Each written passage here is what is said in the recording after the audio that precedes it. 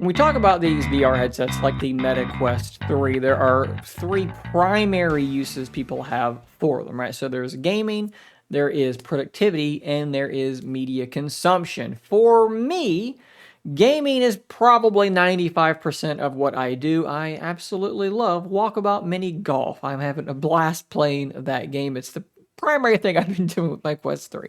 Productivity is something I've covered a little bit on this channel already. If I'm honest, it's something I'm probably never going to really do because I just prefer sitting here with my actual mouse and keyboard and my actual real dual monitors, and there's a TV back there. It's fine. I don't need this stuff. But media consumption is another thing that I actually can see myself using a bit more with my Quest 3. In this video, we're going to kind of do a deep dive into what that experience has been like for me on my Meta Quest 3. So this is something I've kind of been trying to do with some regularity with this Quest 3. Kind of trying to use it in the living room or in different spaces as sort of a media center or a way, basically getting rid of the TV up there and replacing it with this, and then having some other things going on maybe on the other screen. If we wanted to like really, go a bit further, we could drag that over there, and I guess we'll just open up like Twitter or something like that. So I've been trying to kind of use this as a multimedia and just general like productivity setup, and I definitely have some thoughts already.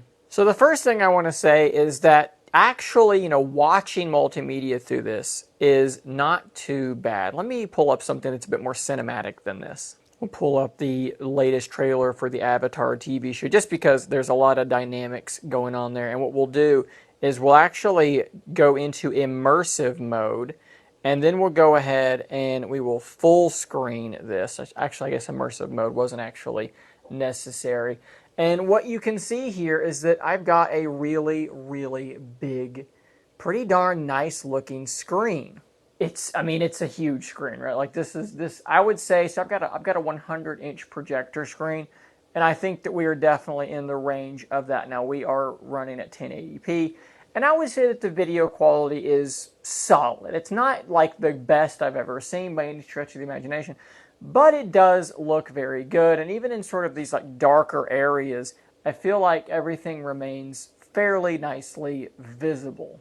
So right now I'm using my controllers, and one of the things that I have noticed is that if I put these controllers down and let it switch to hand tracking, which it generally does pretty quickly, there we go, you're sitting around watching this and your hands are visible. So every now and again, you'll move your hands to do something, and you're going to drag a cursor up onto the screen, and that is going to cause that to happen. It's going to cause stuff to happen that maybe you're not intending, and that's definitely a little bit annoying. And then another thing that I want to point out about the hand tracking in general, I've had a pretty decent time with it, broadly speaking. Let me bring this back over, and we're going to leave immersive mode. It wasn't actually even necessary. Let's imagine that I'm here, and this time let's change the distance, right? Because this seems like a pretty cool thing to do. You've got your trailer going. We'll jump back over here to the beginning or close to the beginning. And that's cool, okay? I can interact with these three massive, massive screens. But this screen over here kind of is a problem, because let's say I want to tweet something. I'm going to click on the text box there.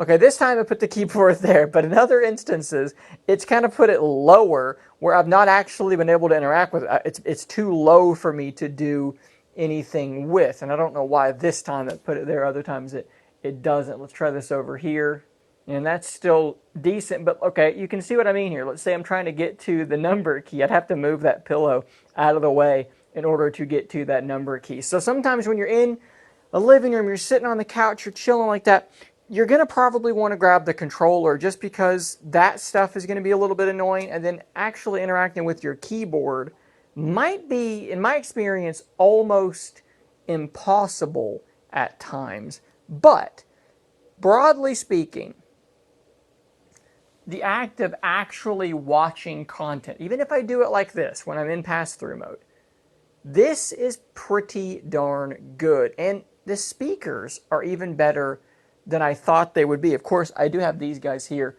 These are some earbuds from Soundcore that have the little USB dongle, and you can actually plug that in. It's pretty much very low latency, and that's going to potentially help your audio quality a bit. But even just using the built-in speakers, I don't know why this sort of jumped over to the side. I'd have to move this back over. Sometimes it just does that. All that stuff being said, though, I would say that the most frustrating thing about this has nothing to do with anything that I can show you right now. It's this thing. This is the head strap that comes with the Meta Quest 3, and like with the Quest 2, it's pretty darn terrible. I think it's better than the default one with the Quest 2, but it is still really, really bad. I find, in my experience, where this thing is sitting on the back of my head, it starts to get a little sore back there after some time, and you just can't ever really get it to a place where it feels secure without just absolutely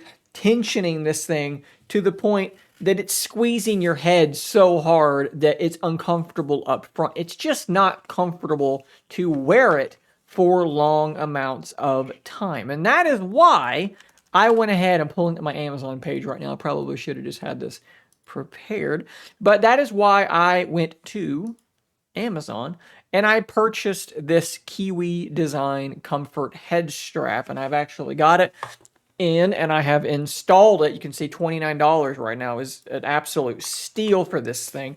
This has made a massive difference in just the short time I have had it. It is so much more comfortable. You have a larger surface area in the back that is cushioned, which is wonderful.